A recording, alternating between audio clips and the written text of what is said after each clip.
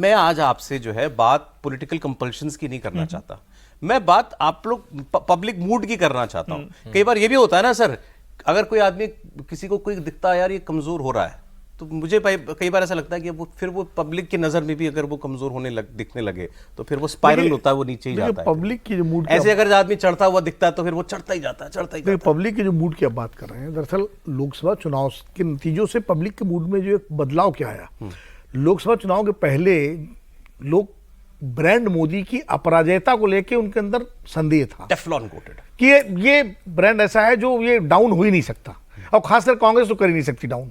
ये एक धारणा थी, जो धारणा टूटी जब नतीजों से। अब कितना टूटी वो अलग बात है, लेकिन वो टूटी।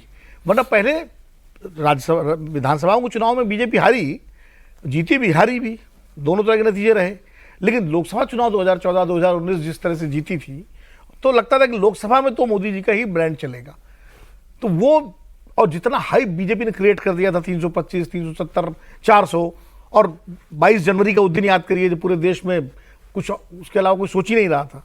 तो वो जो नतीजे आए, तो उससे ये बात है कि जो आप कह रहे हैं ना, कि लगा कि यार ये ब्रांड भी हार सकता है, ये ब्रांड भी कमजोर हो सकता है, हारे ना हारे कमजोर हो सकता है। तीसरी बार सरकार बना ही ली है, कमजोर 40 ले ही है, कमजोर हो सकता है। मतलब तो वो चीज जो है, नहीं तीसरी बार बात सही, वो उनकी उपलब्धि है कि तीसरी बार सरकार बना के मोदी जी कम से कम नेहरू जी और इंदिरा गांधी के बाद पहले प्रधानमंत्री हैं जो लगातार तीसरी बार शपथ ले रहे हैं, और गैर कांग्रेसी प्रधानमंत्री तो है, तो वो तो उपलब्धि है। और तीसरी बार सरकार 240 आई, तो ब्रांड मोदी के क्यों नहीं है 240, और किसके हैं? नहीं, ब्रांड आप देखिए, ये तो बीजेपी से वालों से पूछिए ना, उन्होंने ही तो तान दिया था वहां तक। भाई आप इतना तान देंगे तो फिर आपका जो आप नीचे आओगे। तो वैसे ही बताइए जैसे आप मुझे बाहर बता रहे थे, क्या कहते थे बीजेपी वाले और कांग्रेस वाले? देखो, मैं तो ये मानता हूं, मैं आज भी कहता हूं कि अगर मोदी जी को माइनस कर दीजिए तो बीजेपी 150 सीट पे है। अगर 240 आई हैं तो उसमें जो 90 सीटें या 100 सीटें हैं वो तो मोदी जी की हैं।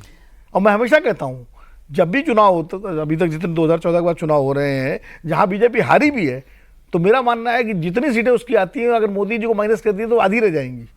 अगर कर्नाटक में 65 सीटें आई तो वो 45 ही होती है, 40 ही होती है। कितनी है 100 में से? किसकी? जैसे मोदी जी की 90 सीट बोली आपने, तो राहुल की कितनी है? राहुल की 20-25 सीटें तो होंगी कम से कम, 20-25 का है, जो उनके अपने नाम पे पड़ी जो उनके नाम बिल्कुल पड़ी राहुल उनकी होंगी 20-25। है। भाई 90 में प्रोपोर्शन तो वही रहेगा ना, 240 में 100 और 90 में 20। ये 2.5 महीने के अंदर मोदी सरकार के और इसका तो भाई रायबरेली बनारस से तुलना कर लीजिए ना, 3,90,000 और 1.5 लाख, ये भी तो कर लीजिए, वो भी फैक्ट है ना।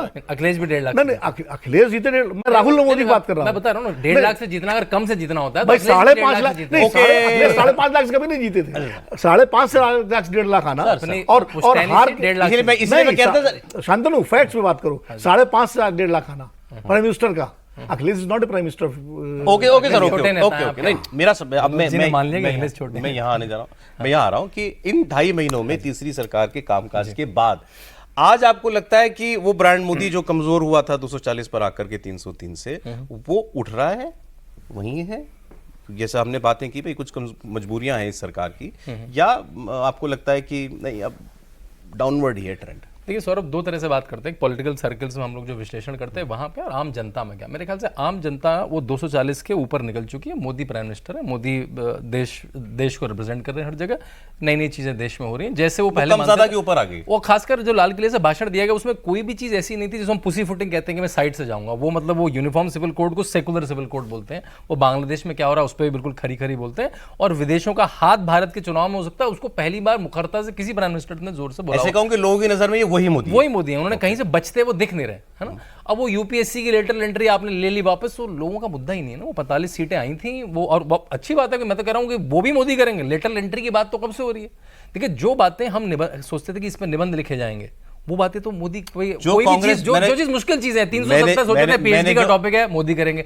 लेटर एंट्री पहले तो करना, और उसमें भी रिजर्वेशन होना, ठीक है, वो भी मोदी के सिर पे, वो भी मोदी करेंगे। मैं आपसे परसेप्शन ही जानना चाह रहा हूं, आम आदमी के बीच में क्या है, वही पॉलिटिकल सर्कल छोड़ दीजिए, वो तो हम लोग वैसे ही। बल्कि इसमें यूपी में बताता हूं, यूपी में आप किसी जिले में जाए जहां पे भाजपा हार गई है, तो वहां पे बहुत लोग बोलते हैं गलती हो गई। मैं इसीलिए गलती हो गई यार, ये तो गलती हो गई। उनको लगता है कि योगी जी, मैं योगी जी पे शिफ्ट करता हूँ, योगी जी थोड़े वीक हो गए क्योंकि स्टेट से समअप हो गई, बीजेपी की सीटें कम आई हैं। यूपी बड़ा स्टेट है, यूपी बड़ा स्टेट। कई लोग कहते हैं ना, कई लोग कहते हैं अपना यूपी में कई जगह थी भाजपा के अपना कैंडिडेट हराना, बाकी तो जीती रही है।